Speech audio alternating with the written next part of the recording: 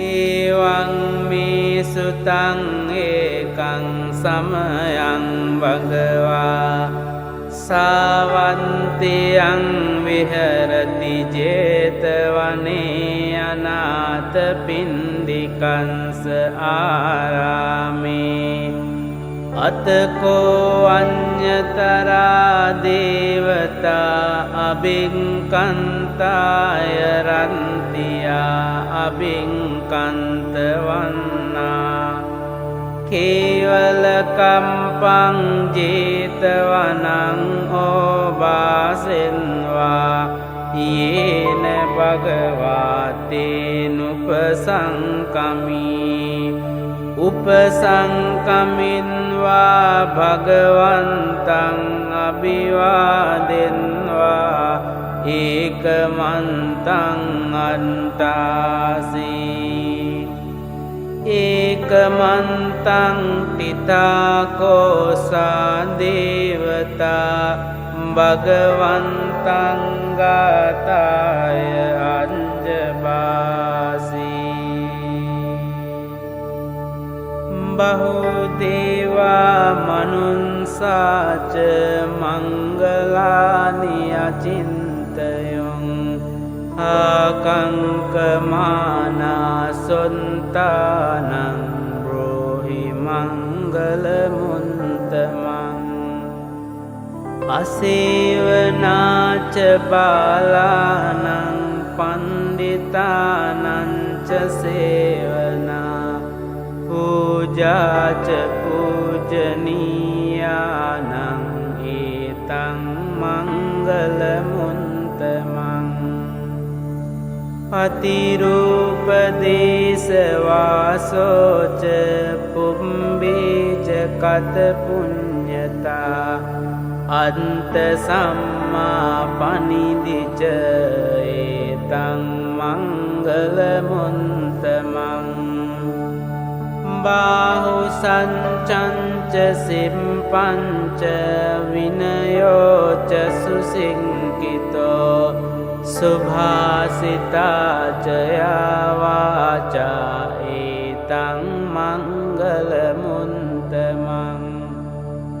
මාතාපිතු උපට්ඨානං පුන්තදාරංස සංඝෝ අනාකුලාච කම්මන්තා ඒතං මංගලමුන්තමං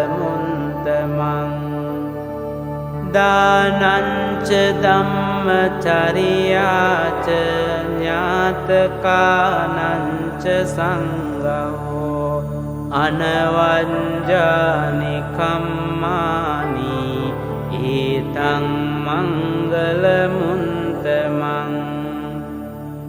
ආරති විරති පාපා මංජපානාච සංයමෝ අප්පමාදෝච ධම්මේසු ඒතං මංගලමුන්තමං ගාරවෝච නිවාතෝච සන්තුන්තිච කතං යුතා කාලේන ධම්ම සවනං ඒතං මංගලමුන්තමං කන්තිච සෝව චන්සතා සමනානංච දන්සනං කාලේන ධම්ම සාකච්ඡා ඒතං මංගලමුන්තමං තපෝච බ්‍රහ්මචරියංච අරිය සංචාන දන්සනං නිබ්බාන සංචිකිරියාච ඒතං මංගලමුන්තමං පුන්තංස ලෝක ධම්මී චින්තං යන්සන කම්පති අසෝකං විරජං කේමං ඒතං මංගලමුන්තමං ඒතාදිසානි කන්වාන සම්බන්තමපරාදිතා සම්බන්ත සොන්තිං ගංචන්තිතං තේසං මංගල මුන්තමන්ති ඒතේන සංච වංජේන හෝතු තේ ජය මංගලං ඒතේන සංච වංජේන හෝතු තේ ජය මංගලං ඒතේන සංච වංජේන හෝතු තේ ජය මංගලං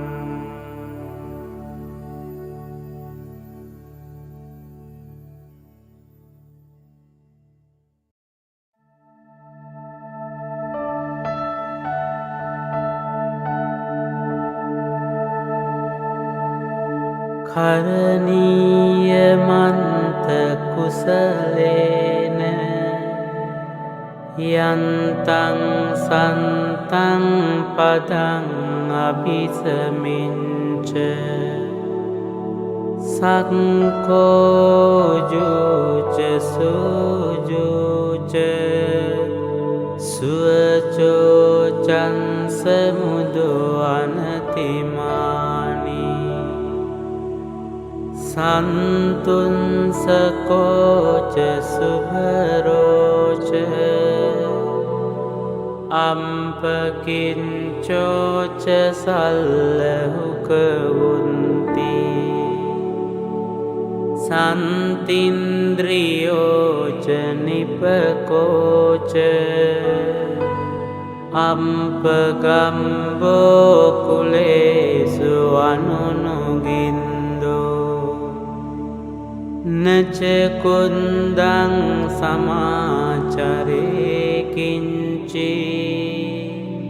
යේන විඤ්ඤූ පරේ උපදේයොං සුඛිනෝ වාකේමිනෝ හන්තු සම්බේ සන්තා භවන්තු සුඛිතන්තා ඒකේචිපාන භූතන්ති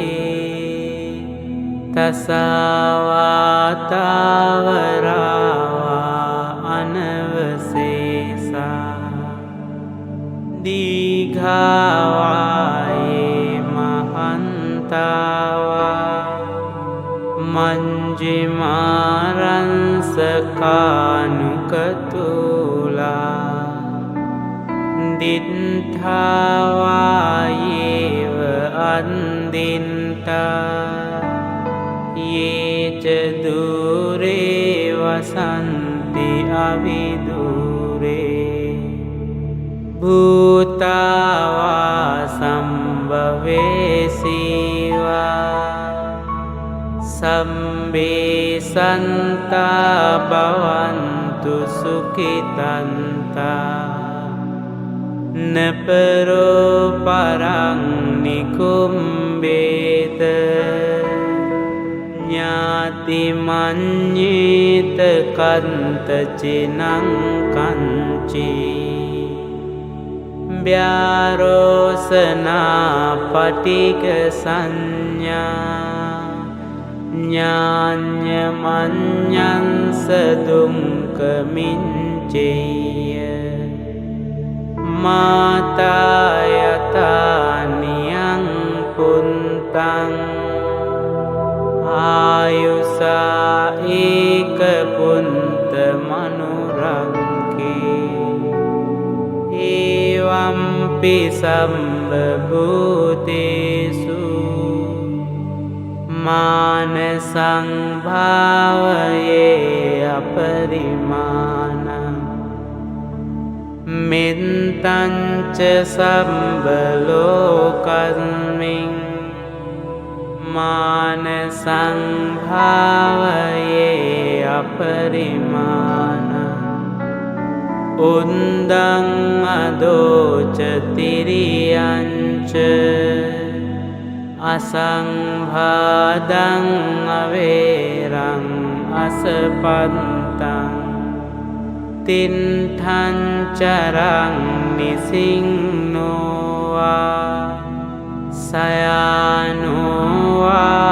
සයානෝවායාවතන්ස විගතමින්දෝ ඊතං සතින් අදින්ඨේය බ්‍රහ්මමේතං විහාරං ඉදමාහෝ දින්ඨින්ච අනුපගම්ම සීලවා දන්සනේන සම්පන්නෝ කාමේසු විනය්‍යගේදං නහි ජාතු ගම්බසේයං පුනරේති.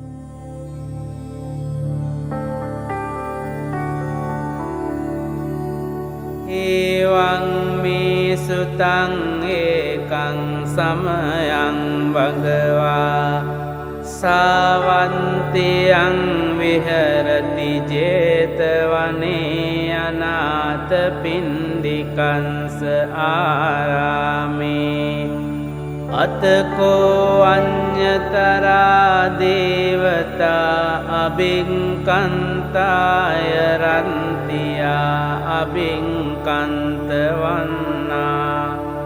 කේවල කම්පං 제තවනං ඕවාසෙන්වා යේන භගවාතේනුපසංකමී උපසංකමින්වා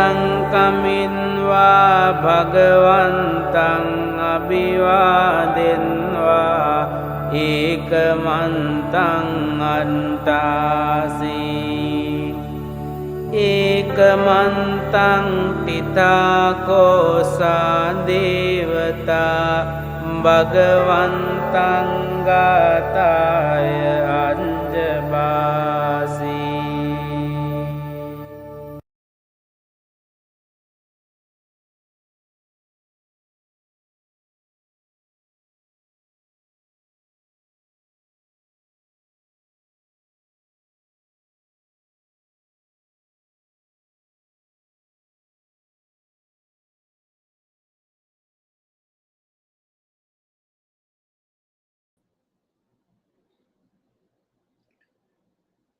Namo Buddhaya, brothers and sisters in the Dharma.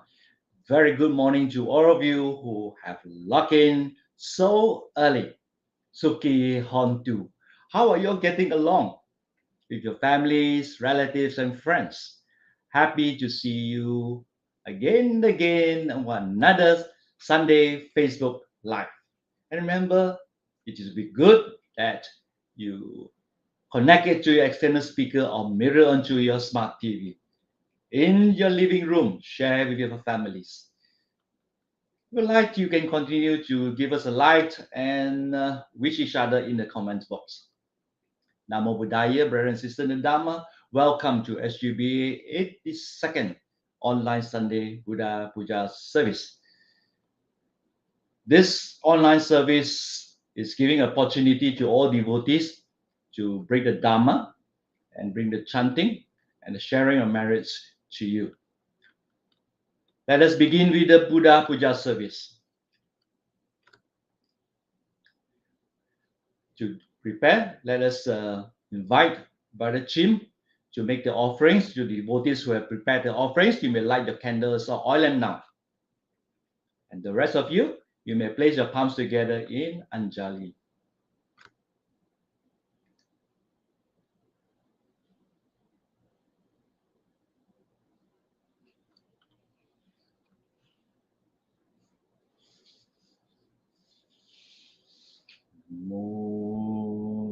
tassa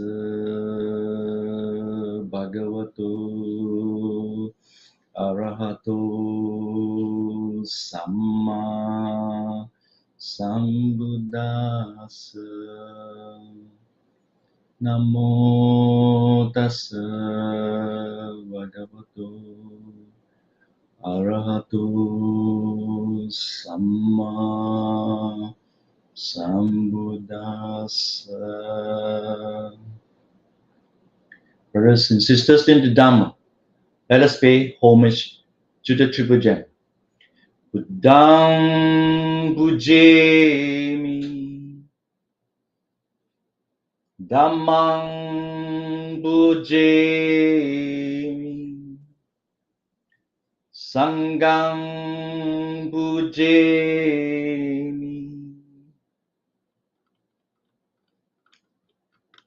Brothers and sisters in the Dhamma, let us together take refuge in the Triple Gem and observe the 5 precepts.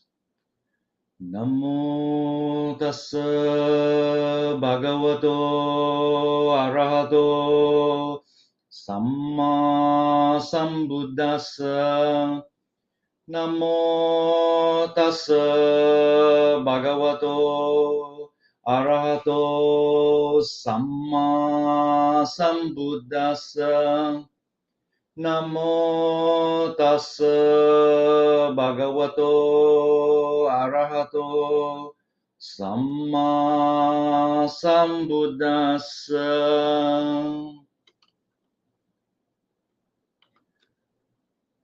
Buddhang saranang gacchami,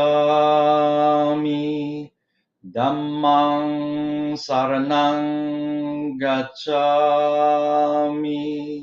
Sanghang saranang gacchami. Dutiyampi Buddhang saranang gacchami, Dutiyampi Dhammang saranang gacchami, Dutiyampi Sanghang saranang gacchami.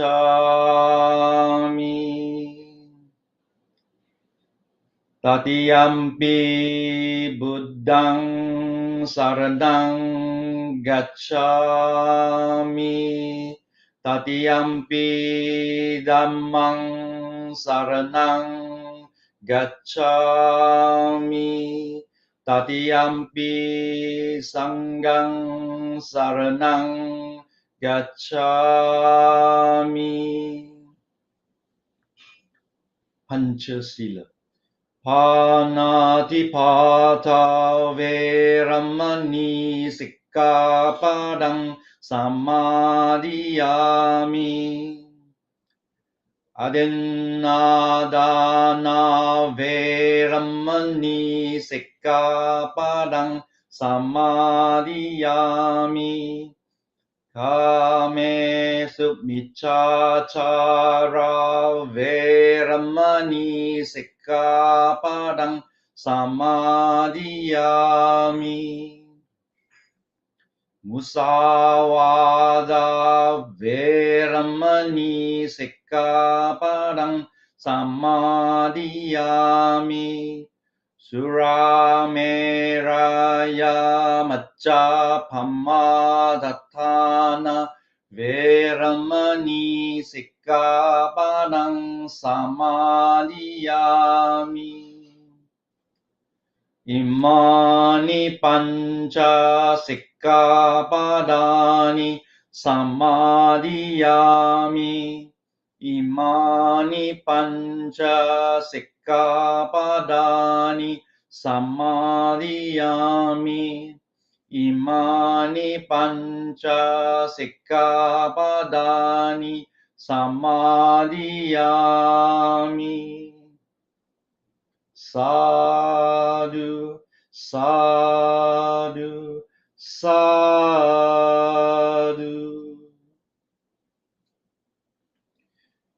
Iti piso bhagava arahang samma sambuddho Vijacharana Sampano Sukato Lokavidu Anuttaro Purisa Dhammasarati Satta Deva Manusanang Buddho Bhagavati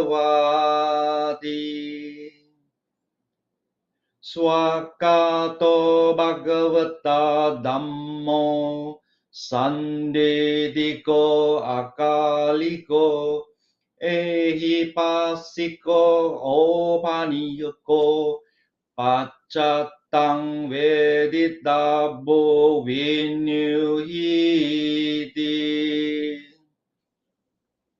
Supatipanno Bhagavato Savaka Sangho Ujupatipanno Bhagavato Savaka Sangho Nyayapatipanno Bhagavato Savaka Sangho Samicipatipanno Bhagavato Savaka Sangho Yadidang chattari purisa yugani atta purisa puggala esa bhagavato savaka sangho auneyo pahuneyo dakineyo anjali karaniyo anuttarang punyaketang Lokasati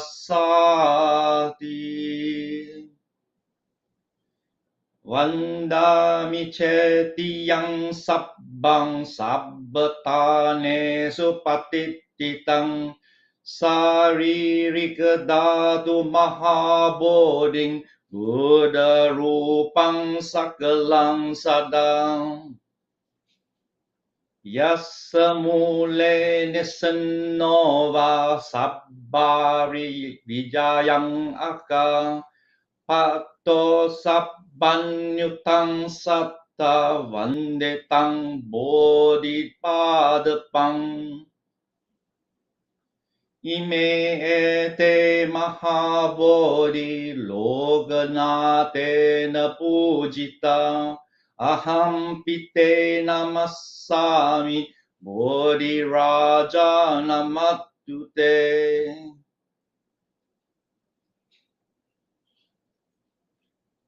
Offering of lights. Ganasarapatitena dipena tamadansina tiloka dipang sambudang Pujayami tamonudang Ganda sambara yuttena dupena hangsugantina Pujaye pujaniyang tang puja bhajanamutamang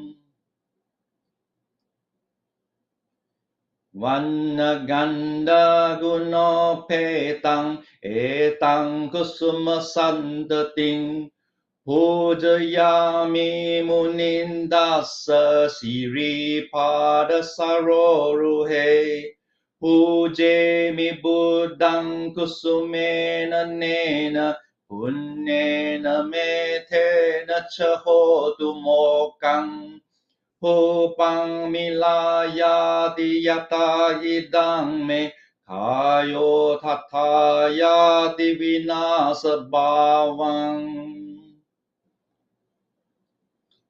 Adivasetu no bante paniyang parikapitang Anukampang upadaya patigang hatumutamang Kayena vacha chittena pamadena maya katang akchayang kamame bante puripanya tathagata Kayena vacha chittena Pamadena maya katang 这样他们没那么三的个阿卡里个。कायेन वाचा चित्तेन पमादेन मया गतं अक्षयं काममे संग supatipanna anuttara. Sadhu, sadhu, sadhu.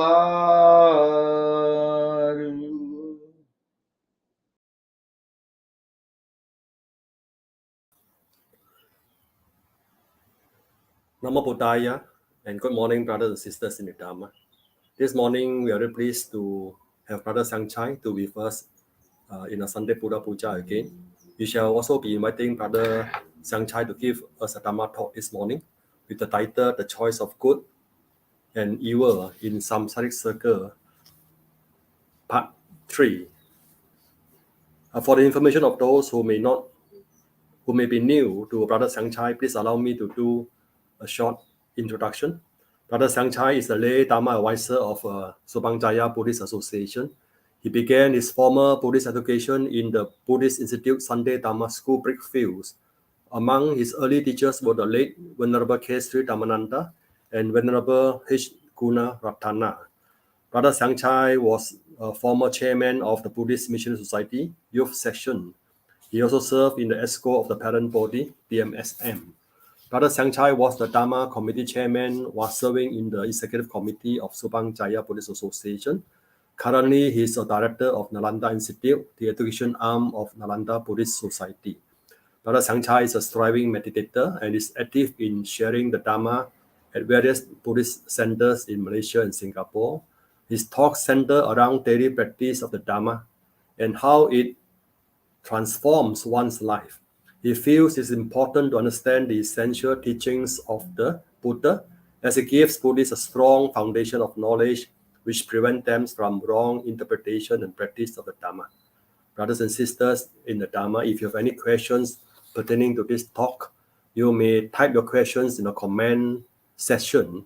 We shall then invite Brother Sangchai to answer the questions after the talk. However, due to time constraints, we may not be able to answer all questions, in which case we ask for your understanding and forgiveness.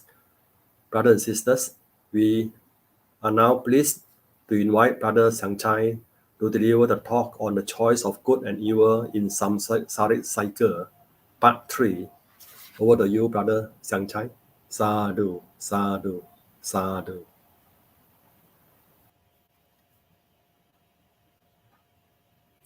Good morning, dear Dhamma brothers and sisters. It's a wonderful Sunday morning, and I'm so happy to be able to share some Dhamma with you so that we can learn the Dhamma that are taught by the Buddha and also reflect upon it for our peace of mind and happiness. So I'm continuing, and this is actually the third of the series, and I hope to finish up this particular section, looking first of all at the evil. Yeah, this word evil is a very Western word, more geared towards the theistic religions, the Abrahamic religions, because there are religions that take the teacher Abraham as their source. So this word is very well used in the three Abrahamic religions. But as I explained in the Buddhist teachings, we don't look at bad actions or unskillful actions as essentially evil. So we look at it as being unwholesome, or another word, unskillful, which means it doesn't help us to be happy. Yeah, in fact, if we commit those actions, it makes us have more suffering. and not just ourselves, other people around us also suffer. Brother, can you please start the slideshow? And before I started the series, there were, of course, disagreements in the world. But after the second talk, a really huge disagreement actually flared up. And where I am talking about. It is at the in the country of Ukraine, where now we can see real high level of suffering, where human beings are now attacking other human beings, not just the human beings themselves, but also the resources, the cities, the belongings of other human beings, causing them to flee, to run away, to seek for some kind of shelter and protection. And whenever we switch on our television sets or we go to the internet, we see scenes which are like this I have shown here. People trying to escape this form of violence, and this form of torture. And on both sides, there have been many lives lost ever since it started more than a week ago. So it causes me and also many other who are very sensitive to this to question, what is the motive? What is the mindset? Why do people want to do this to other people? Of course, there are a variety of reasons. And some of the reasons are not very straightforward reasons. Some of these reasons are very deep-seated in the mind and in the heart. And some are very, very apparent, meaning to say you can immediately see why they are doing it. And so whatever the reason it is, in my mind, my opinion, it is that we should never resort to violence where millions of people are suffering. It caused so much suffering among the population, not just in one country, in many countries around the world. They are feeling it and they are responding to it. So it is a good case study for us. We look at it, and when we look at it, we should think, how can we avoid all this suffering that we see here? Is there any other way that we can prevent people from having such hardship, such pain, such fear in their lives, that a bomb or a missile will drop on them and kill them instantly? So this is the situation of the world, my dear Dhamma brothers and sisters. It's going on, and we do not know when it's going to end, because it can be a very long drawn event in the history of our modern world. Next, please. So as I shared before, in the Dhammapada, you 165, you find this verse. And I will try to bring your mind to our discussion that we had previously. There are those many people around the world who think that evil or these unwholesome qualities are outside of us. There are beings, there are personalities which are outside, and these beings, they influence us. We are like innocent bystanders. We just go on our daily lives, and essentially we are thought to be good. But then these beings, they come and influence us. They encourage us to do evil. So the responsibility of evil is not on us, it is on them. So thinking like this, people will then look out into the environment, to the surroundings. They will see, evil spirits here, evil spirits there, but they do not see the evil spirit inside of them. So with this verse, the Buddha said, don't think that all the wrongdoings, don't think that all the unwholesome, painful things, and thoughts that cause you to do all these actions are outside. They are done by us. We are responsible. So in this verse, we can read, it goes, by oneself is evil done. The word is, I've used in English, evil. By oneself is one defiled. By oneself is evil left undone. We don't do it. By oneself indeed is one purified. Purity and impurity depend on oneself. No one purifies another. So we take on this responsibility. The responsibility is ours. We must be blamed if there are wrongdoing. And of course, when there is good in the world, we also take responsibility for these good things that happen. Next, please. So we understand this word. I introduced this word Agusala. So the meaning of the word Agusala is unskillful or unwholesome. Or there is another interpretation. It is demeritorious. We understand about merits. We understand that merits are good actions that we do. It is and brings us results. And the results of the good things that we do is easy life, smooth life, enjoyable life.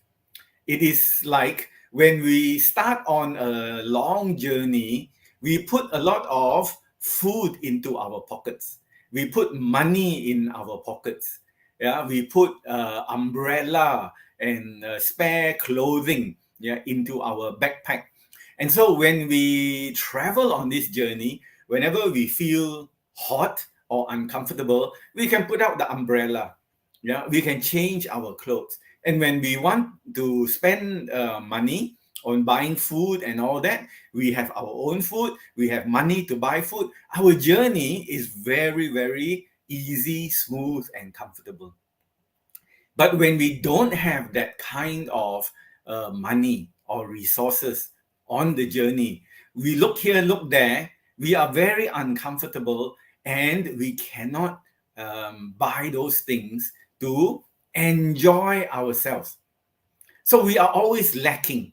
We always don't have the things that other people have. And then we feel jealous. We feel very upset that whatever they enjoy, we cannot enjoy. Furthermore, not only do we not enjoy, we have more pain than them. We have more suffering than them. And that is brought about by the Agusala karma. We know karma. Karma means, the good and bad that we do, and vipaka is the result. So karma, vipaka. But Agusala means it is demeritorious. So instead of making us more comfortable, it makes us more uncomfortable, and have more suffering in our lives. So I would like to now refer to it. Now, I introduced it before, but let's take a look at it again. Next, please. So this Agusala karma, demeritorious. It makes us, as I said, not have enough. And not only that, not have enough is not the end of the story. It makes us suffer even more. So we are suffering and not having enough also. That is the situation of those people who are now experiencing suffering in this world. So there are three categories. In the physical, the bodily category is committing killing, stealing, and sexual misconduct. In the verbal section is lying, tale-bearing, slandering, harsh language, and frivolous talk. And in the mental section, the things that we do, the demeritorious deeds that we do is covetousness, ill will, and wrong views. Yeah, covetousness means we desire something so strongly that it takes up most of the effort in our minds. We are always thinking, I want. Yeah, I mean, in our daily life, we do want things, but it is not covetousness. Covetousness means we are consumed by the desire and the craving for a certain thing or even certain people. We want a person to be ours so much that even when we sleep, we are dreaming about that person.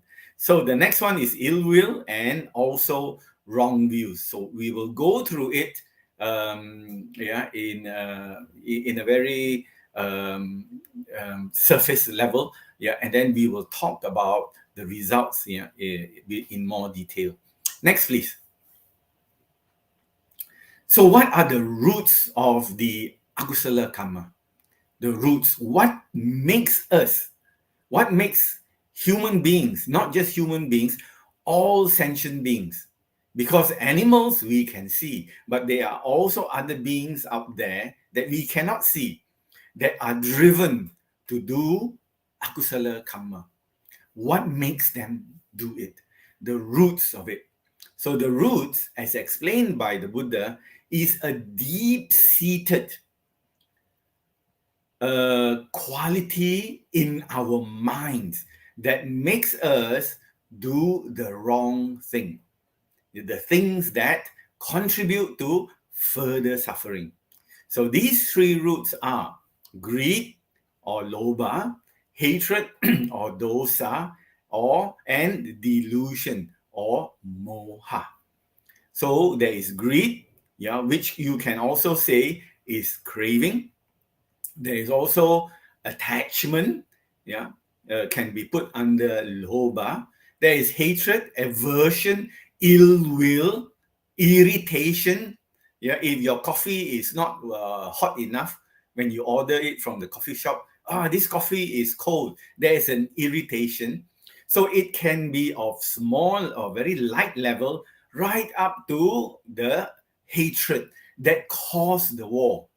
Even when people are suffering, we can see them suffering. We know that they are suffering. That hatred stops us from calling off the war. We still hate them so much that we want them to suffer. Even though they are suffering now, I want them to suffer even more until I satisfy my greed. That is, I conquer the whole country. When I conquer the whole country and it comes under my control, then some of that greed, that lobha, will be satisfied. And what causes this? It's caused by delusion. The delusion that things can belong to us. I am a great person. I am a permanent person. There is something permanent in me that wants to destroy and wants to own things. So we are thinking like this all the time, because we are not enlightened. So we think, that we can own things because I am here. I am me. I am the one who must own things. And through that ownership, I will be happy and satisfied. That is what we think. But it doesn't really work out that way. So these are the roots of the unwholesome karma. I always like to use the analogy. They are like the virus, the computer virus in our operating system. So that means that whatever we do, the virus will affected. So when you do work on your computer, when you produce documents on your computer, whatever you do on your computer, the virus has a way, to affect it, to influence it. So there are no files that you produce that is free from the virus until you really stumble, or you discover the antivirus. And this is what we are talking about. The Dhamma is the antivirus, to combat, to take out the roots of our Agusala karma. That is our lobha, our dosa, and our moha. They are deep-seated. They have been with us for a very long time, for many births. Ever since, we can think of ourselves as a sentient being, they have been with us. So they are influencing our existence here in this painful samsara, the rounds of birth and rebirth and death. This is our condition, right now, due to these three things. So let me go through a little bit more in detail. These about these mental energies, that influence, our thought, our word, and our actions. Next, please. So the three unwholesome roots. Let me go through it in a very Abhidhamma kind of style or format. This is the way the Abhidhamma presents its study, of the mental qualities. So greed has the character. What is its character? The characteristic is grasping. Greed always makes us hold something, grasp something, want it for ourselves. What is the function? The function is sticking. That's how it works. It works by sticking. Like meat, a piece of meat we put in a hot frying pan, without oil. So if there's no oil, we put meat in the frying pan, it will go sizzle and it will stick to the frying pan. So lobha, greed, works like that. It makes us stick to the object or the person that we want. How does it show itself? It shows itself as not giving up. I want means I want. This is what I want. And I won't be happy until I get what I want. This is how it is shown. And you can see it, in whatever situation in the world. This is how we can see the working and the manifestation, in many, many human beings. What is the cause? The cause is seeing enjoyment in things, because we want to enjoy. For example, if a person wants to attack another country, there is a sense of enjoyment. I attack another country and I make them suffer, and then after that I conquer it. There is enjoyment in that. If there is no enjoyment, if there is suffering, why do people want to do it? I do it, there's more suffering for me. Of course, there is suffering for them, but that's beside the point. I want to please myself, so I enjoy it. This is how greed or lobha works. What is then the characteristic of dosa or hatred? The characteristic of dosa, hatred, is savageness, savage, aggressiveness, violent in its nature. It is not peaceful, or harmonious in its nature. It is not. Because we have hatred, we want to attack others. What is the function? The function, how does it function? It works by burning. This hatred is a burning sensation within us, like forest fire, like the way we persecute. And here I have given the examples from the text, like an enemy that has got his chance. We hear about the stories of people wanting to take revenge on the enemy. So they learn how to fight. They learn martial arts, and then they fight, and finally they corner. The enemy is there, and the enemy cannot fight them anymore.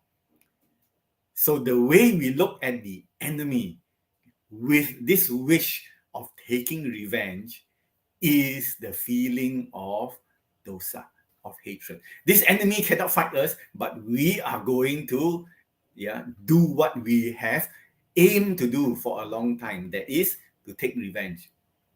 So this is how it is manifested.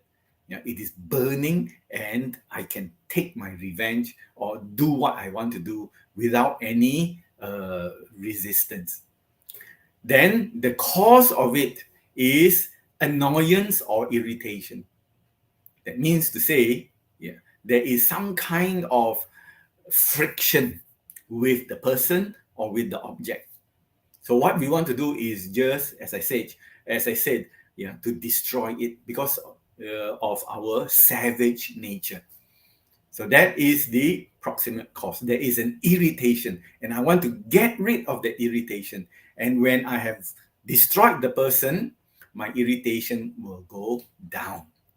That's how it works in ourselves. So, dear Dhamma brothers and sisters, if we are mindful, if we observe ourselves, you can see all these things working inside us. But when we are not mindful, we just let go. Just let go. The fellow deserve it. Why you say such things? Why you do such things? You deserve it. So we take our revenge on them, without blinking an eye. We don't even blink as we get rid of them. So this is hatred. And all these things, the greed, the hatred is due to our delusion. What is the characteristic of delusion? It is blindness or unknowing. Moha delusion actually is not being able to see. We can see, our eyes are open, but we cannot see clearly. That means to say, it is like there is, when you come out of an air-conditioned place, or when you go into the fridge to search for something, and then you come out of the fridge, your glasses, if you wear glasses like me, it is blurred. There is a mist over it. So our eyes are open, but we cannot see. That is its nature. There is a blurry kind of effect on our clear seeing. So whatever we see, we cannot see it clearly. And when that thing is blurred, we think that thing is the right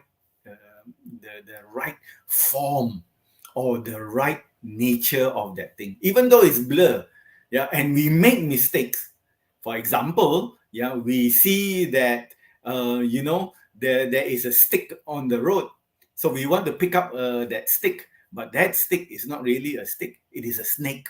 So we think that the stick is a snake, and when we pick it up, because we can't see clearly, our ignorance blurs our vision.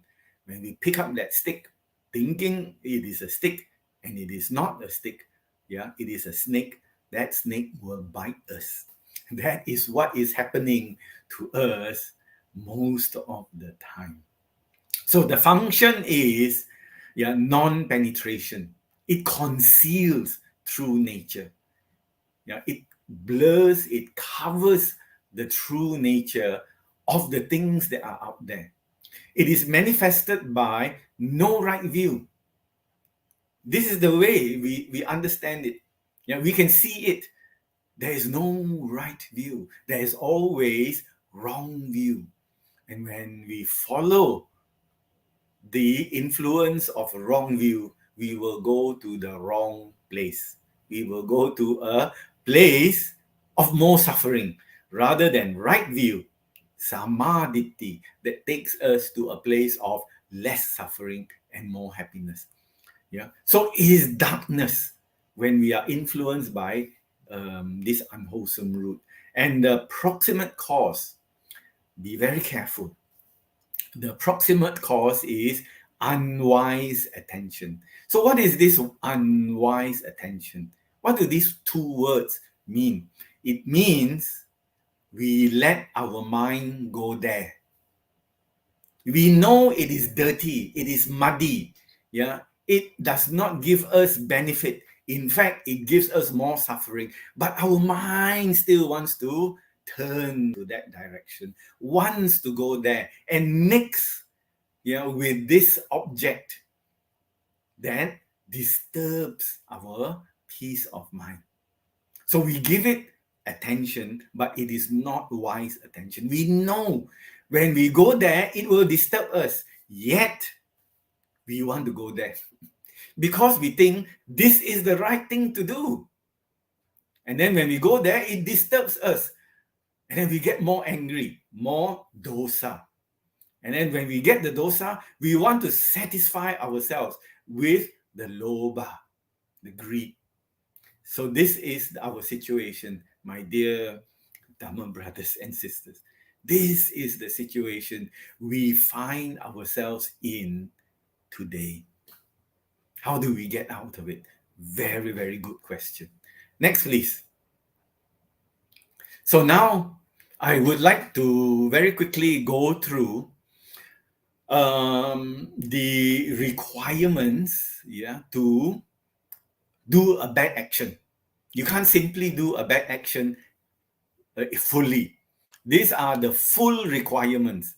And after the full requirements, what are the results? So in the beginning, right from the beginning, I must tell you, this information I am about to share is not found in the Nikayas. Yeah, these are actually found in the commentaries. What are commentaries? Yeah, it is a comment. That means to say later scholars, and later monks wrote this according to their understanding. It is not the Buddha's words, but it is interesting, no doubt. Yeah, and it depending on how you approach it, it can help you to understand the situation better. So let's go through it with a discerning mind. Yeah, bearing in mind, we keep remembering that these are not all the Buddha's words, but words of later generations of scholars and teachers. Number one, how do you do killing? The being you want to kill must be alive. If the thing is dead, how can you kill it? You must have knowledge it is a living being. If it is lying there and not moving, then you think, oh, it's already dead. No, you must know it is a living being. Then you must have the intention to cause its death. I know it's a living being. I want to kill it. I want to destroy it, get rid of its life. So the intention must arise in us. Then the action must be taken. You must kill it in some way. Shoot it, cut it, bomb it, or drown it or whatever. There must be some kind of effective action. Yeah. Why I say effective? Because it must lead to the last one. The thing must die. This being must really die. If the being, you do 1, 2, 3, 4, and it doesn't die, somehow it escapes, then it is not the full act of killing. And the results that come back will no doubt be severe. Yeah, they are not good results, but it is not a full result because you have not actually killed it. You want to kill it. You try to kill it, but you didn't kill it.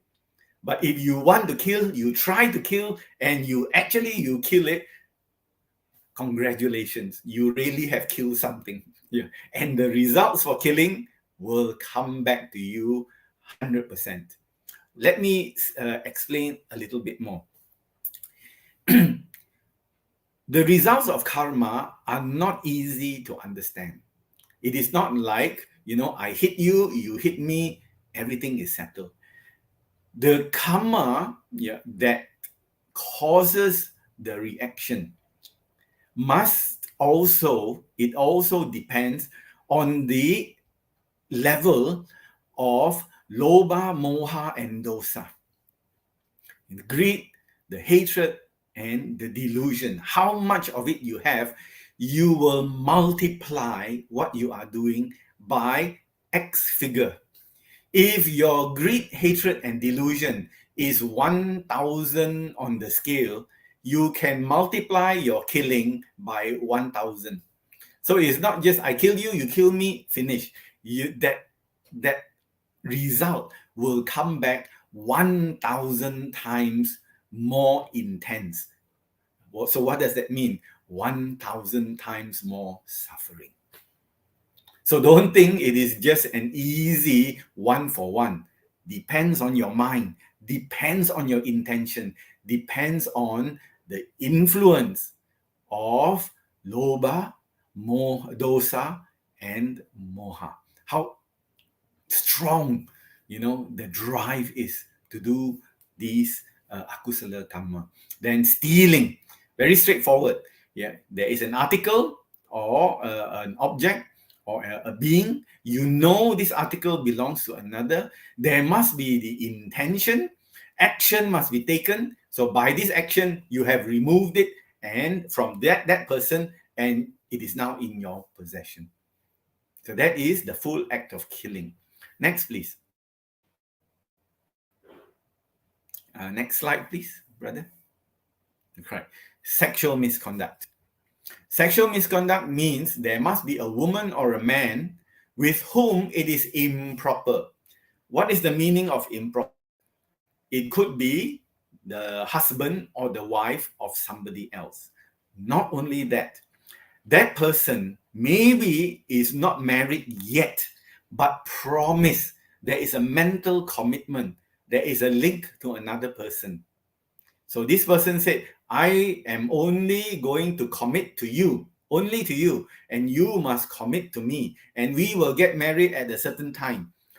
If that person is committed to another person and you get into the picture, you also are guilty of sexual misconduct. You cannot say, oh, not married yet. There is a mental wish. There is a mental commitment. So you have to be very careful. Also, if that woman, or a man, usually woman, is of protected status, that means under the protection of the father or the brother or the guardian, you cannot take this person to be your partner because too young. And it depends on the society. Some societies, even 14 years old, they get married. And in some societies, like in the West, it is either 16 or 18. So we have to see what is the accepted behavior of that society. Then there must be the intention. You must carry out the act of sexual intercourse, and there is an enjoyment of the contact of the organs. So once you enjoy it, that's it. That's the end of that act.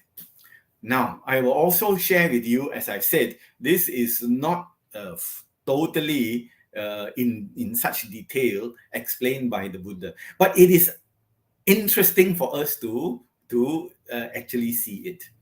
Some of it, as I said, was explained, but the real details was presented by other people. So killing, this is the result, the akusala karma. Short life, constantly being sick and diseased, constant grief caused by separation from loved ones, and constant fear. So this is the result of killing.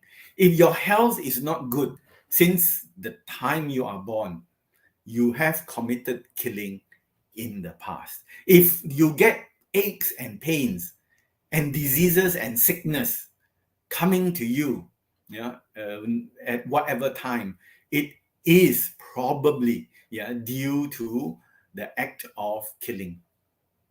Sometimes we get sickness that will kill us, that will end our life. That means you really have done a terrible act of killing. From beginning to end, you have committed all the killing steps. But sometimes we get sick, and then we don't die. So it could be, because sickness is sometimes due to the environment. It could be that we tried to kill, but we didn't kill, or we wanted to kill and then we feel, we shouldn't kill.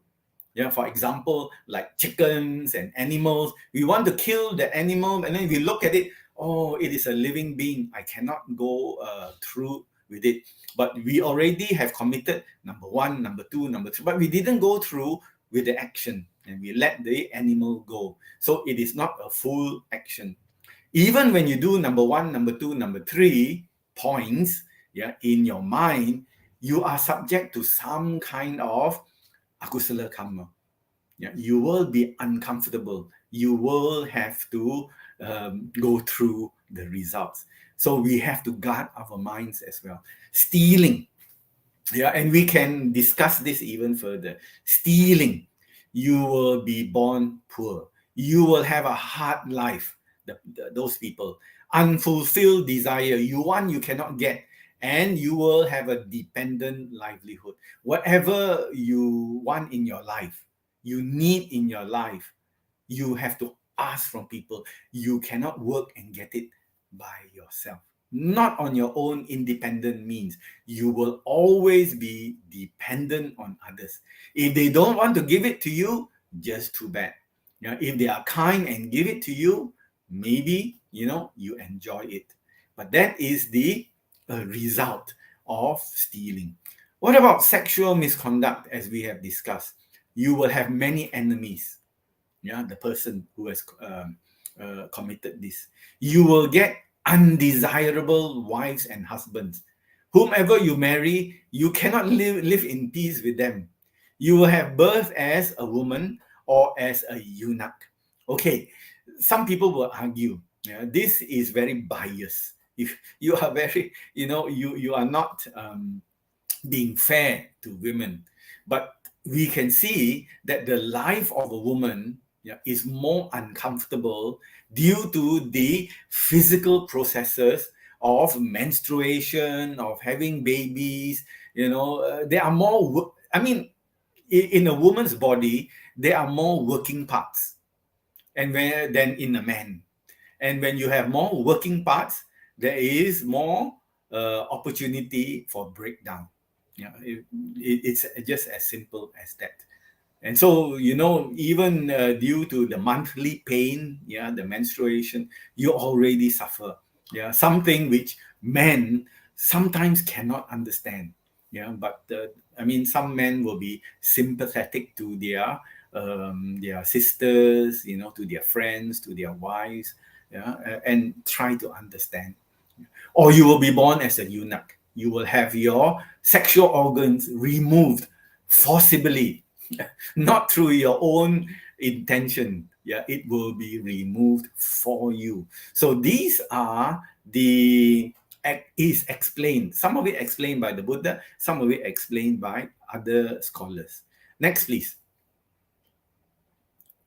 Then lying. The statement must be untrue. It is not true. Then the intention to bluff people, deceive people. Then you speak it out. And then after that person believes you. This is the truth. Because this person, I can trust. So because you trust, you accept everything that the person say. And the person knows. Because he or she knows you trust them, whatever he says or she says, you will accept. That is swindling or lying. So what is the unwholesome result? The unwholesome result is you will, in the future, this person will be tormented by abusive speech. People will scold you all the time or most of the time. Then you are being subject to vilification. People will accuse you of things. And then they think that whatever you say is very incredible, cannot believe. When you say something which is even true, it's true. You are sure it is true. People will say, don't bluff. Not true. I don't believe you. And then you get very upset because you are telling the truth and nobody wants to believe you. So that is a very hard thing to live with. And it is said here, yeah, stinking mouth. It is you will have odor coming out of your mouth. Yeah, it won't be a good situation when you want to socialize with others. Next one is slandering. You can see here there are persons to be divided. There must be the intention to separate them, yeah, or the desire to come close to one of them. Action must be taken, and then because of that, yeah, the split, yeah, the communication, there is a split between two parties. Yeah. So the unwholesome results is you will lose friends quite easily. Yeah, without sufficient reason or cause, your friends suddenly leave you, don't want to talk to you, don't want to mix with you, and then you'll be wondering, why is my good friend so distant, so cold, so unfriendly? We used to be very close. Now, he doesn't even want to take my calls anymore. In fact, remove me from the contacts list. Have you ever had that happen to you? It could be due to slandering or lying. Next, please. Then we go through the other list, the harsh talk. And you can see here what is harsh talk. And harsh talk, the unwholesome results is being detested by others. People don't like you, although you have done nothing wrong. Harsh speech is when the words that you say is very damaging, not easy to accept. On top of that, the tone of what you are saying also is no good. Because some people can say bad things in a very nice way, and then you think that it is nice words, but after a while you think, that wasn't very nice. So that is also harsh talk. Although the tone is very friendly, the meaning is very damaging. Then frivolous talk. As I said, frivolous talk is when people want to do work. They want to do something beneficial. You disturb them by going to chit-chat with them, talking about other things, talking about things that don't bring benefit.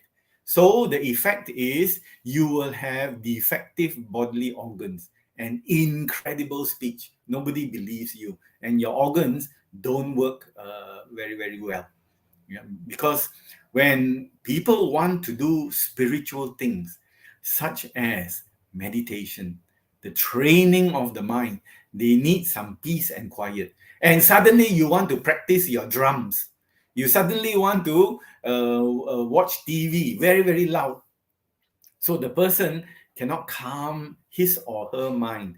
This is the effect on you, on the person later on. Next, please.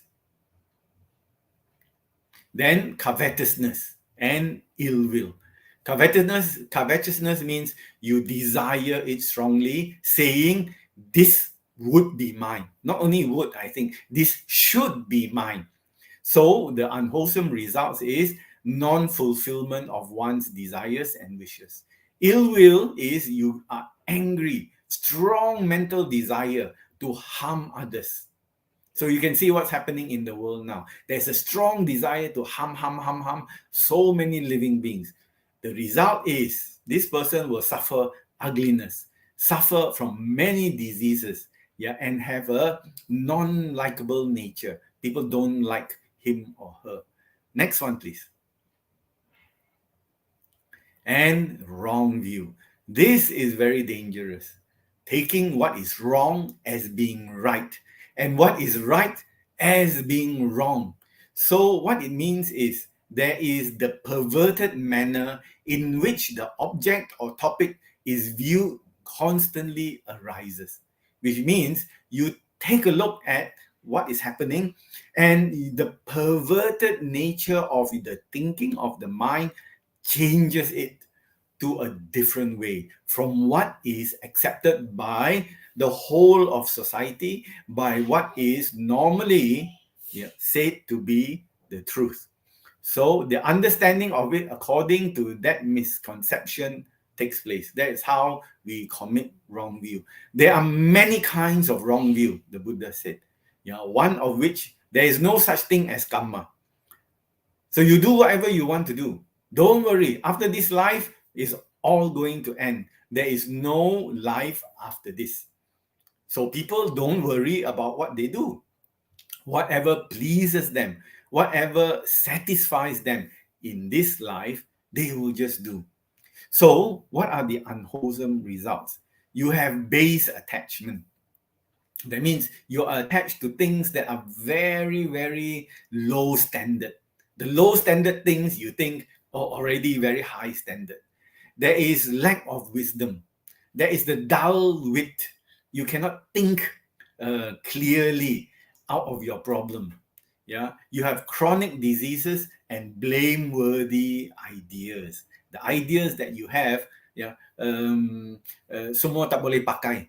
You know, that's what we say. It is not solid, really workable ideas. The ideas are all airy ideas, up in the air type. You cannot implement these ideas.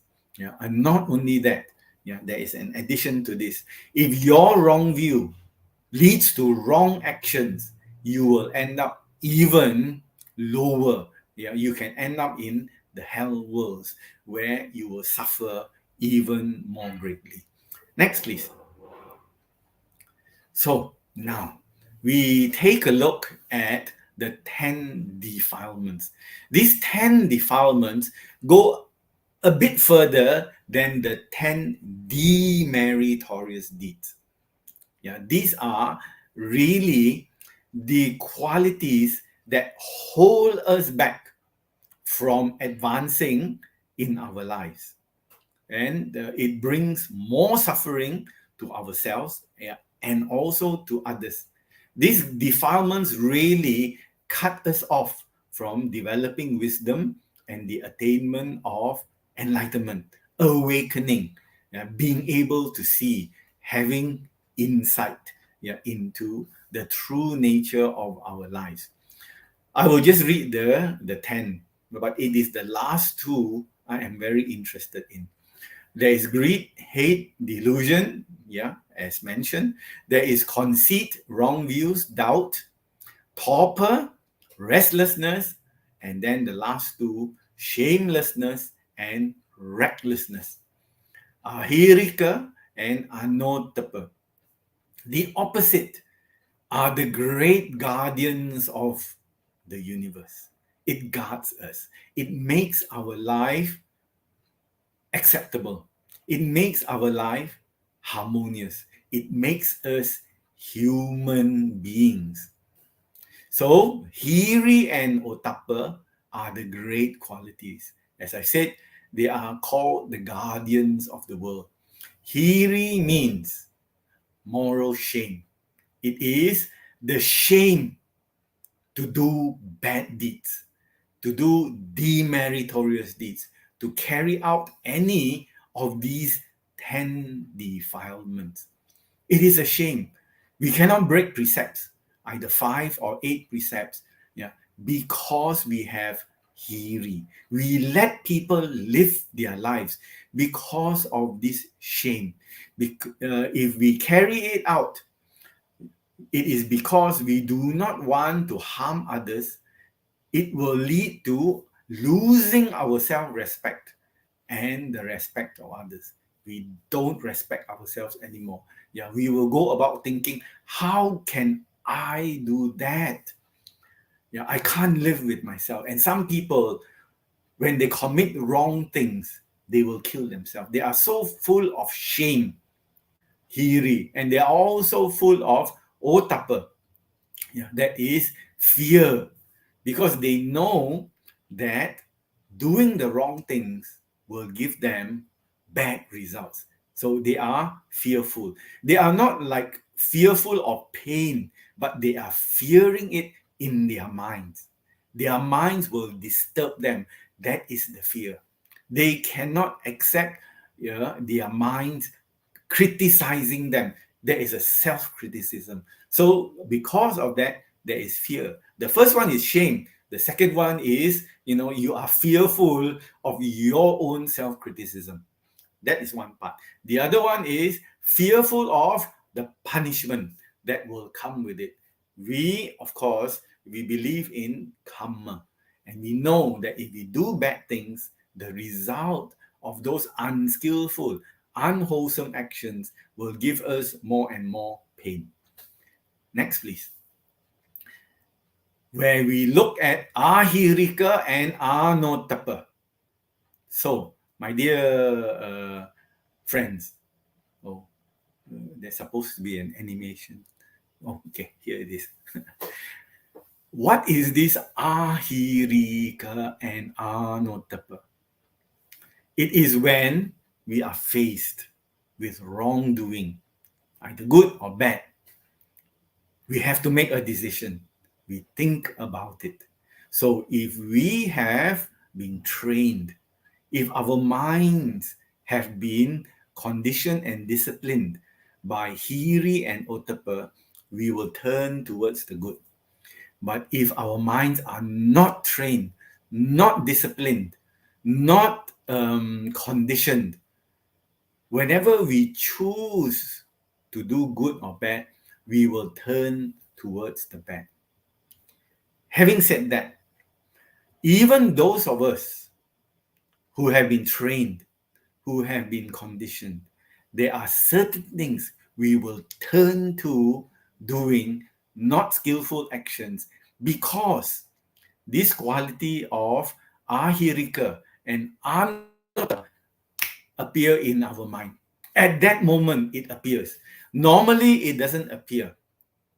But when the attachment or the craving is so great, these things will appear and make us go, even though normally we are calm and good people, it will make us turn that side, not the good side.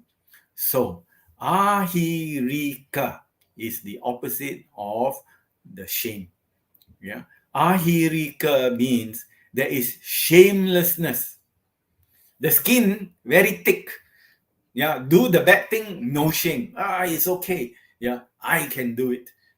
So this is what they are proud of. There is no shame. I will do it. The whole world can be against me, but my skin is so thick. You think you can shame me? No, you cannot make me feel ashamed. You criticize me. You try to say bad things against me. It will not affect me. So there is the shamelessness, ahirika. The next one is even more dangerous. This is called recklessness, anotapa. Not afraid. The first one is no shame. The next one is recklessness. That means at that moment of deciding, you just go with your gut and say, let me do it. There is the loss of right and wrong, good and bad. You just follow instinct like an animal. The animal follows the instinct. They don't think, no, is this good? Is this bad? I want means I want. Human beings also have that instinct. They are good. And suddenly, when they are faced with this, the recklessness, means I don't care. I want it. I got to have it. I can't be bothered with what other people think. That recklessness makes us go down, that path. It is very potentially dangerous. And the giving in will lead us to perform. Maybe after we perform one, we can perform another one of this unwholesome Agusala actions. Next, please. So let me give you the chart. This is the chart. Very quickly, I'm going through it. I'm not giving you an Abhidhamma lesson. These are the mental factors that appear in our mind. These are the mental states like happiness and sadness. These are the mental states. So you can see here, in the green section, I have put there, also the ahirika and anotapa, shamelessness and fearlessness or recklessness. It is a don't care attitude. I can't be bothered with you type of attitude. That many people, although they are good people, they are not bad people, suddenly it can pop up. In the beautiful section, you can have fear, moral shame, and moral fear. These are termed by the Buddha as beautiful. Why? Because it turns you away from doing Agusala karma, demeritorious, painful type of actions. Next, please. So let me share with you a saying, not from a Buddhist, but certainly a very wise man. He said, "When I despair, I remember that all through history, the way of truth and love have always won.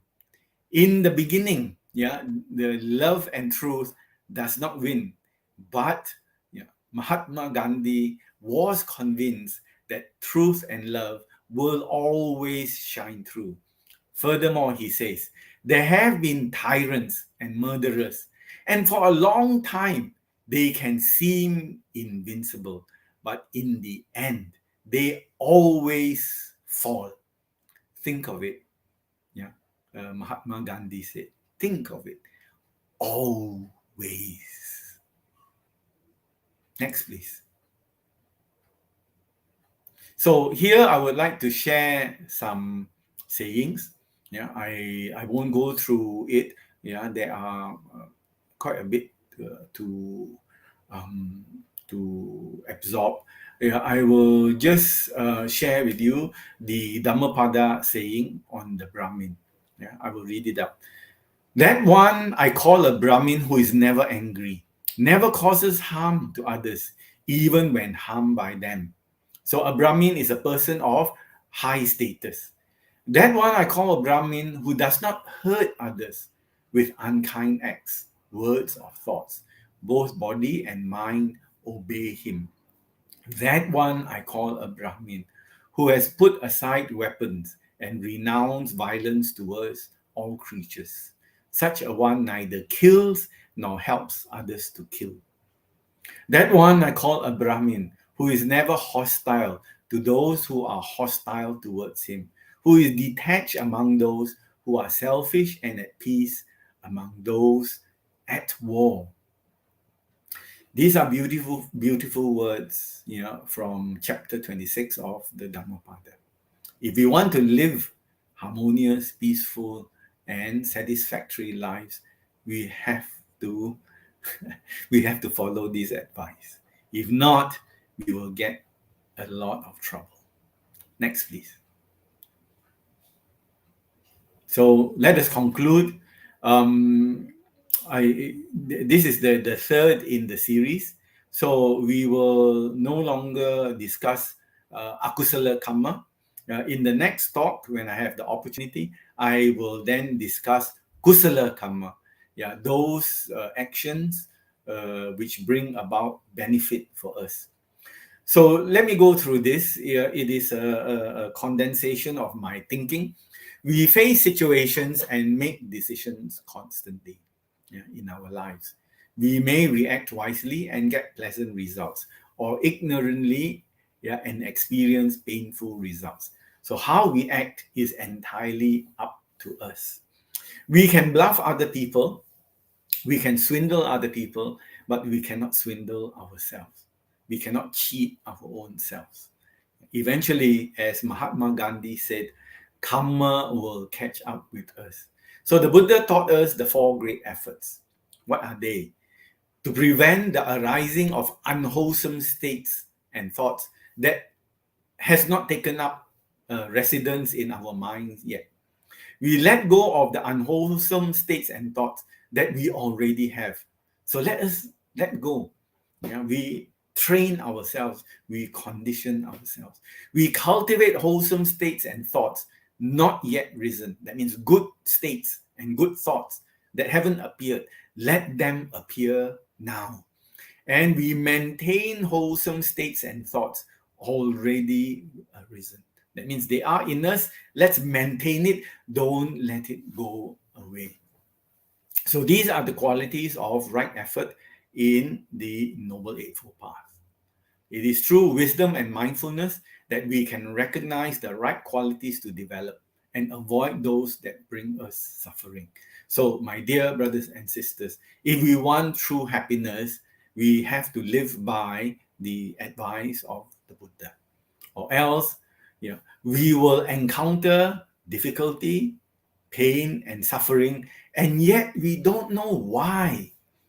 Yeah, those who do not understand or don't accept karma, they just say this is bad, but they don't know why. So, my dear Dhamma brothers and sisters, we have the explanation, we have the way shown to us. So, whether we accept it or not, is up to us. If we want to be happy, this is it.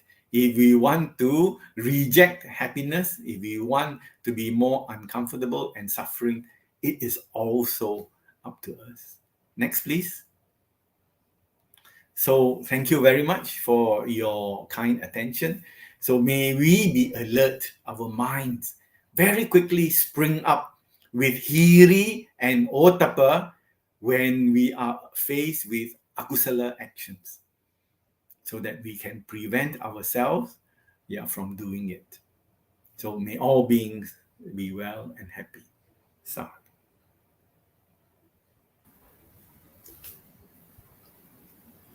Sadhu, sadhu, sadhu.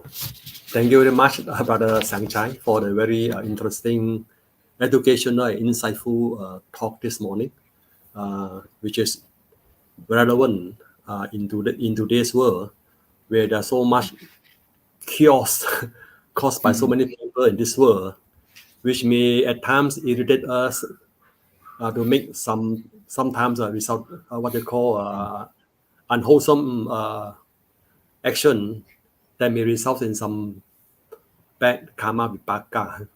Thank you, Brother Sangchai, for your reminder. We shall now proceed with the Q&A sessions. Brothers and sisters in the Dharma, if you have any questions, you may type your questions in the comment box. Is there any question? Brother Sangchai, we understand that bad actions bring bad results. But if those people who have done bad actions also perform good action, such as doing charity, can this good karma help them to avoid the bad results of their bad actions or lessen them? Well, according to what I understand, karma is karma, and karma will always come back, as I said, the way that we have committed it. If we have strong greed, hatred, and delusion, lobha, dosa, and moha, the effects that come back sometimes can be overwhelming. Overwhelming means the bad results can be very, very strong. And then whatever good karma we have, we put up as the protection shield or the umbrella. That umbrella cannot withstand the strong storm, the monsoon rain. It is so strong, our umbrella also blow away. So we cannot be protected against it if the effects are too strong. So which means at the time of doing this agusala karma, or the evil deeds, the wrong actions, the unwholesome actions, there is immensely strong, very, very strong greed, hatred, and delusion. So we have to live with it. There are 5 weighty karmas, which when we commit it, nothing in this world can protect us. That is killing of father, killing of mother, the hurting of a Buddha, because Buddhas cannot be killed, or the killing of an arhat, and the causing the split, the schism in the sangha. That means the sangha goes apart, falls apart, due to certain slandering, wrong speech of a person. We split the sangha in different groups so that there is no harmony. If a person commits any of these 5, there's no way we can help this person upon the death.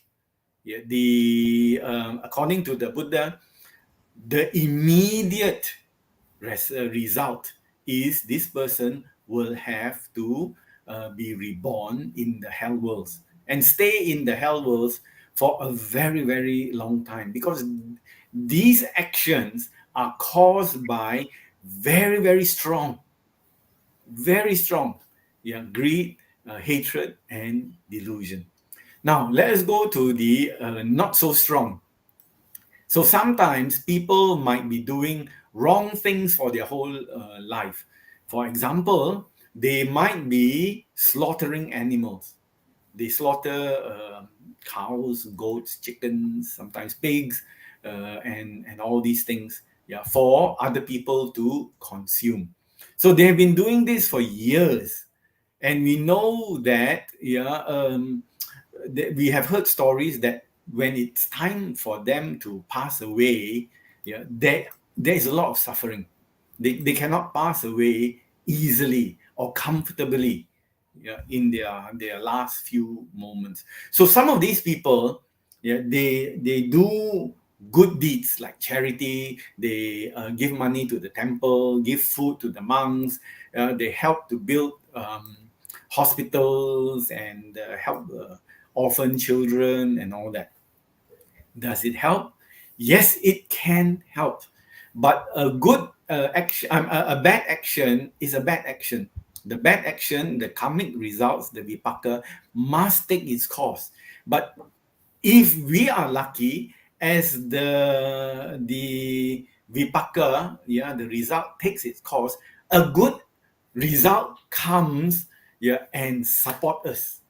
So we are not alone, facing the bad results. Our good karma come and support us at that time. And so it allows us to weather the storm. That means to say, we put up a big umbrella, and the umbrella is given to us by our good karma. And so rain and wind and all that, that umbrella, can be very, very strong. And little bit of water might come through, and we will get wet, but we don't get totally wet, and totally cold due to that wind. So it is like that. But we do not know, because karma depends very much on the intention. Karma is all intention.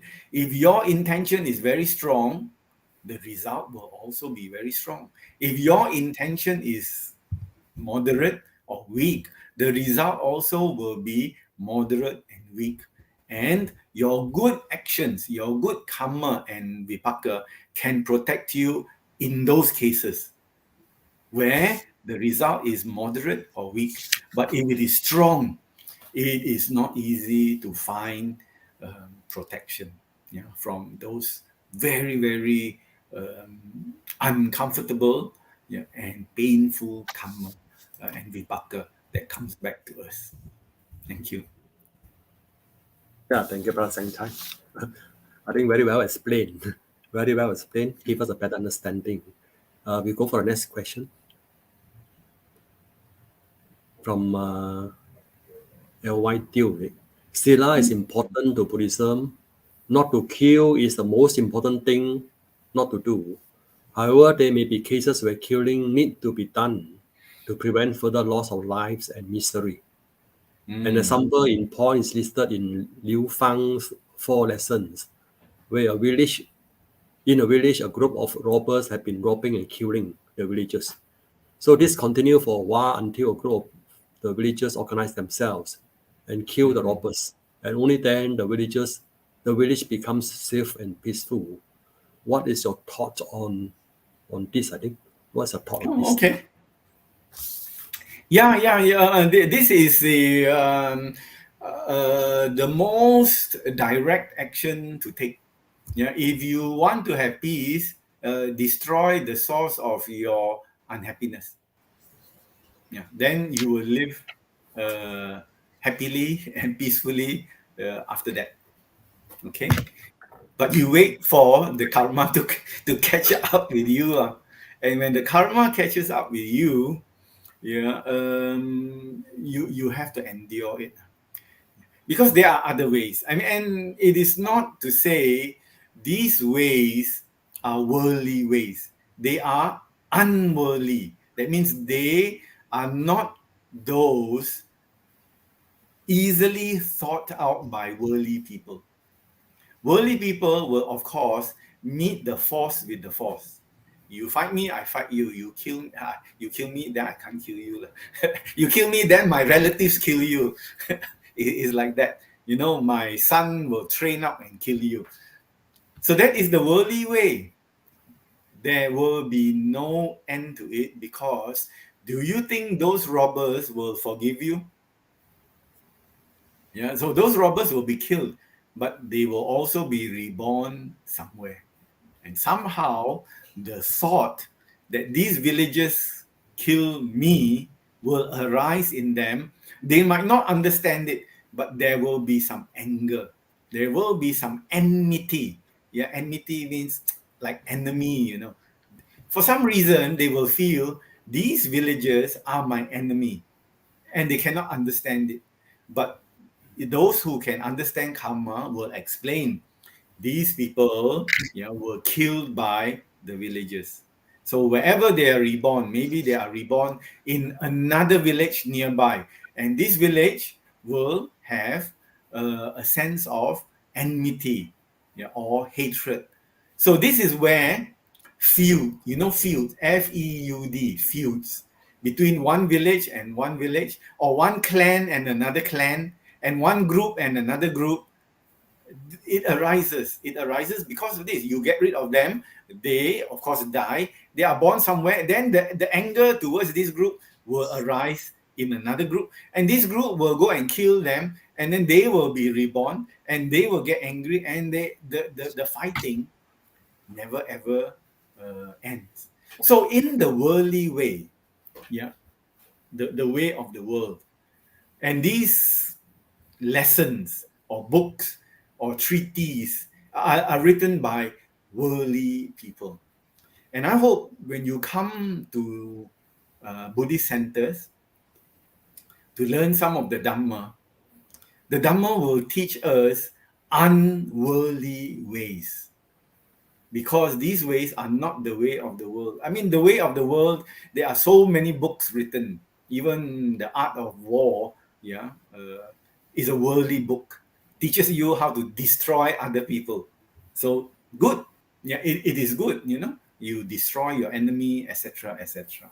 But it doesn't solve your problem. Because those people will have to go somewhere. They are not born in the heavens. They die a violent death, and so they will become human beings. If they are not born as ghosts, they will still be human beings, but with a grudge against you. And so be prepared for that. This is all I can say, Be prepared for the grudge to manifest, to take effect. And then you live happily for a few years, and those beings, those people, who with the grudge will come back somehow to disrupt the harmony of the village. There are other ways to solve this, and the Buddha was good at these ways. Sometimes the Buddha would go there, and with his wisdom, he will explain to them about the nature of being a robber, being a thief, being a murderer, and these people would change sometimes. So if they are, as I said, their greed, their lobha, moha, and dosa and moha not strong, they will change. If the greed, the anger, and delusion is very strong, they will not change. And therefore, you might have to kill them. And when you have killed them, wait. Just wait. Because they are not going to forgive and forget you. That is as simple as that. So if we know how to deal with these people, And if their defilements are not strong, then we can convince them not to follow this way of life, which the Buddha can do. But there were times when the Buddha went to explain to two warring parties. They were ready to war each other, kill each other, destroy each other. The Buddha said, peace is the best, have loving kindness, don't have bloodshed, don't have suffering, inflict suffering on each other. So they stop and listen. And then after that, they continue their war. The Buddha himself could not convince them to stop their violent way of thinking. So if the Buddha cannot convince them, we also cannot convince everybody. So I will just end this by saying this is the way of samsara. This is the way of the world. We find worldly solutions to worldly problems. But if we find unworldly solutions to worldly problems, we have a chance. We have a chance to escape it.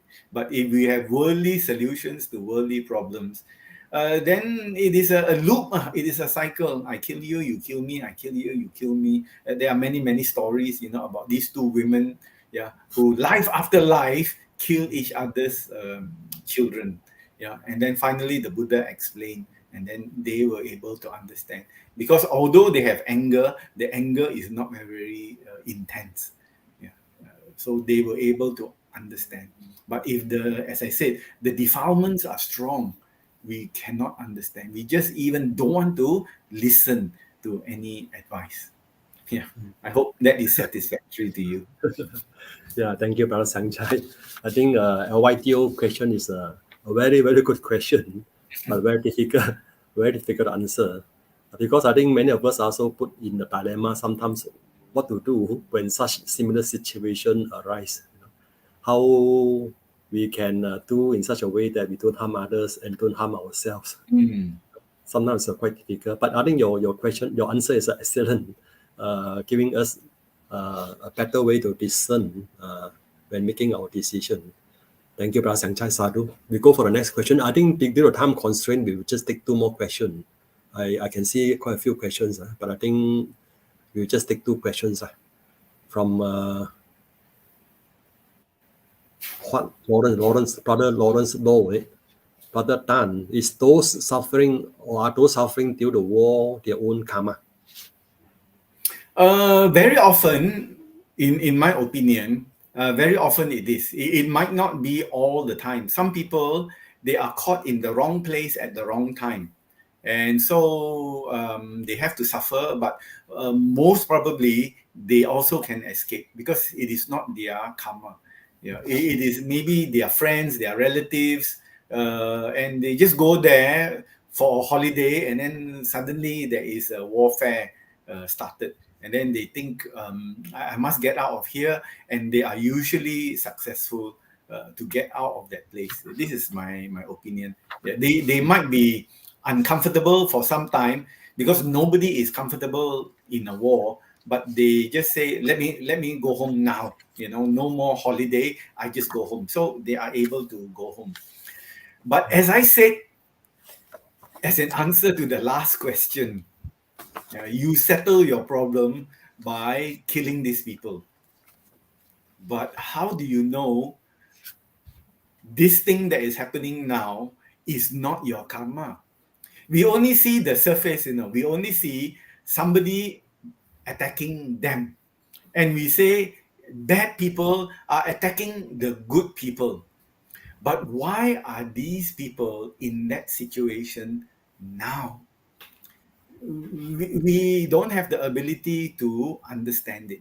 Only the Buddhas and some of the Arahants are able to understand it due to their insight and their wisdom. So, as I said, worldly problems settled in a worldly way gives rise to a circle. So these people might have settled their problem earlier, and they are born in a peaceful, seemingly peaceful country. And there is an argument with another country, and the country comes and attacks them. So this country, that attacks them, they have some sort of grudge. I don't like them. I don't want them to live in peace. Why do they have it? They also cannot explain. They just don't want the other countries, people, to live happily. So they go and attack them. Or the leader tells them to attack them, which they will because it is an order, but they also have some kind of anger towards the other country. And that's why they can do it. You cannot kill another person without anger. As I explained just now, killing is an act of anger. If you don't have anger, the moha, if you have no, dosa. If you don't have dosa, you cannot kill any living being, even a chicken.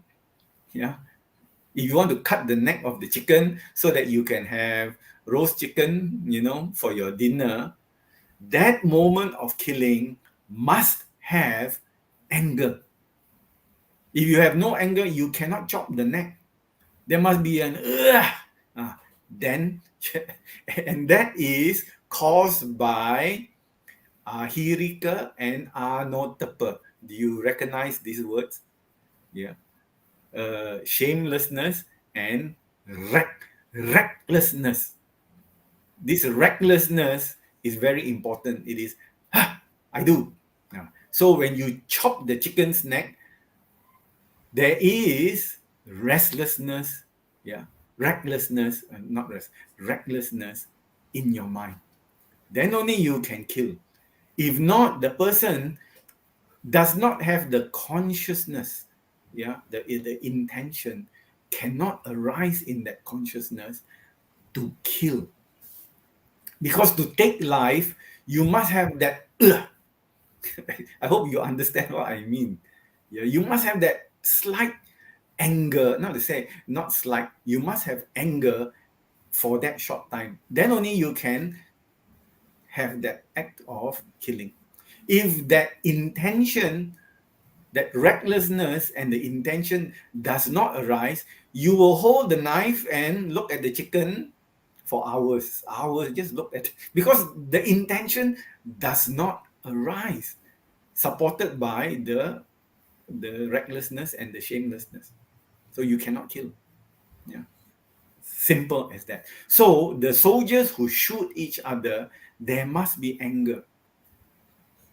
If I want to shoot you, I must feel the need to shoot you, or else what for I shoot you? For whatever reason, the anger arises, then I pull the trigger and I kill somebody with my gun. So that gives rise to karma. And that karma can go on and on and on. In different places, different situations, different reasons, it will continue. So this is my understanding of it. As I said, I don't have the full picture, but from what I can grasp, this is what I share with you. Thank you. Well explained, Father Chang Chai. Very well explained. But due to time constraint, I think we'll just take up one last question. Yes. From David T. Samsara. Oh. What does it actually mean? Very straightforwardly, samsara is the cycle of birth and death and rebirth. This is what's happening to us. We are caught.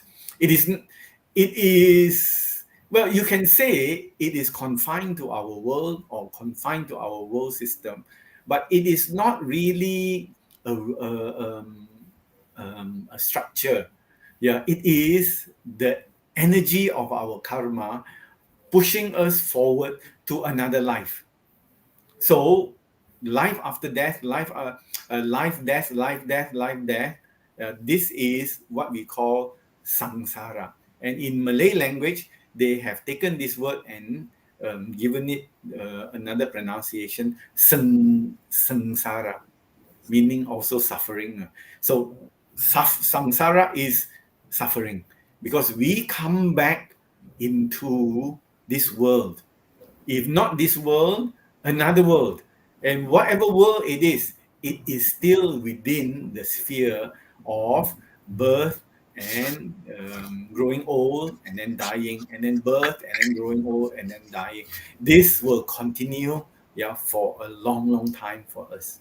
Yeah, it has been happening for, we cannot imagine. The Buddha said, we cannot imagine the number of births we have already gone through.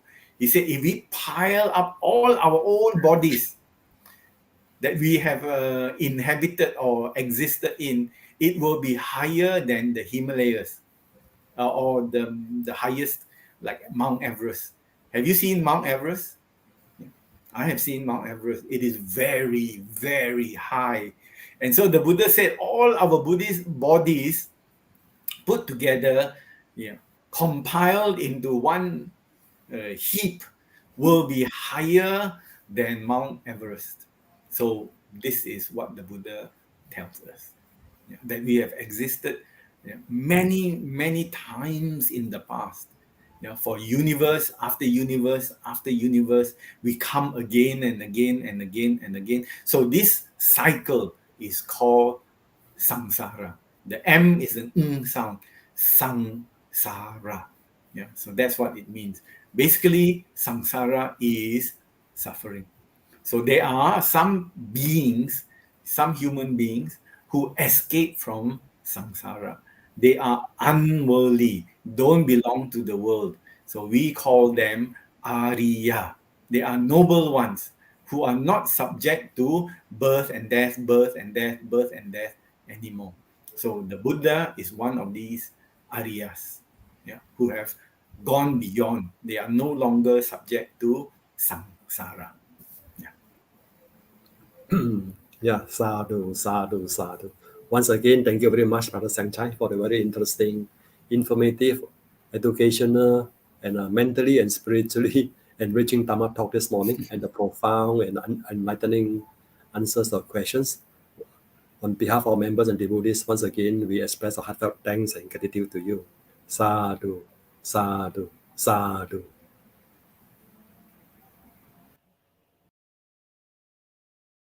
Very much.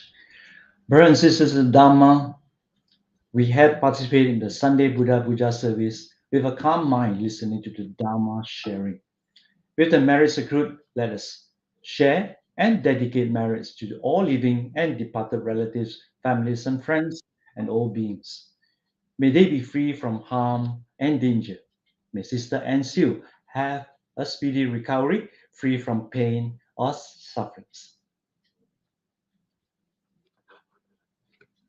Imang no punya bagang mata nancha acharya nancha sabasata nancha sabamita nancha sabanyati nancha sabapeta nancha sabadevata nancha bhajema. Imano punya bagang sabba satanang dema sabe sata sukita hontu. Idang menya tinang hotu sukita hontu nyadayo. Idang menya tinang hotu sukita hontu nyadayo. Idang menya tinang hotu sukita hontu nyadayo. Imina punya kamena mame balak samagamo satang samagamo hotu yavanibbana patiya. Idang me punya asavakaya vahang hotu. Idang me punya nibbanasa pacayo hotu. Sadhu, sadhu, sadhu.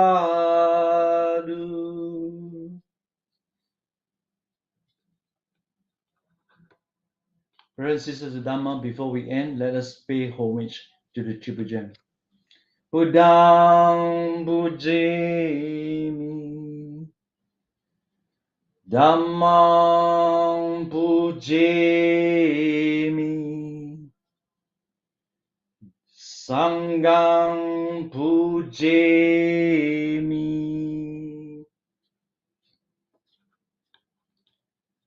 Very happy to see many of you who have joined us this morning from the north to the south.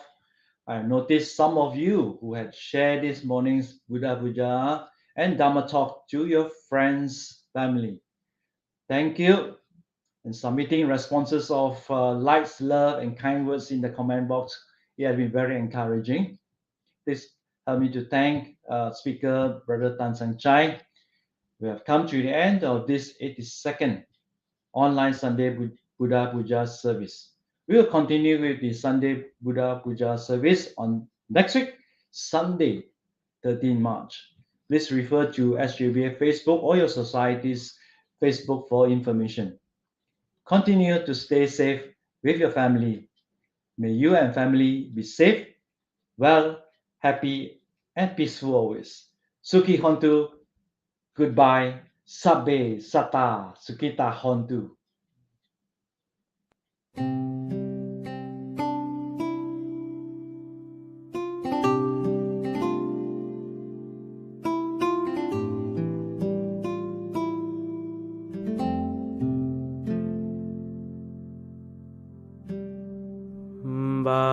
Bahung sahan semabhinim